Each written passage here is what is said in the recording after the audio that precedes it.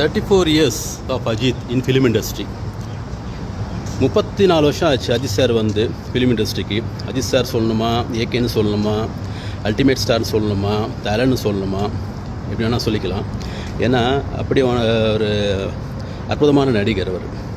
Okay, அவர்கிட்ட வந்து கற்றுக்கினது 3 விஷயம். நான் ஒன்று வந்து செல்ஃப் டிசிப்ளின், இன்னொன்று வந்து செல்ஃப் கான்ஃபிடென்ஸ், இன்னொன்று வந்து பர்சுவரன்ஸ்.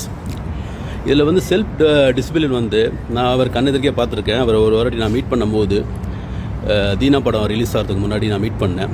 அப்போ வந்து அவரோட டிசிப்ளினை வந்து நான் கண்ணெதிர்க்க பார்த்தேன், கற்றுக்கிட்டும் கூட. பங்க்சுவாலிட்டி அதெல்லாம் பார்த்திங்கன்னா பக்காவாக இருக்கும். ஸோ மீதி 2 உங்களுக்கு தெரியும், விடாமுயற்சி, அப்புறம் தன்னம்பிக்கை. ஓகே, நிறைய வெற்றி படம் வந்து அவர் கொடுத்துருக்காரு, தொழில் படம் கொடுத்துருக்காரு.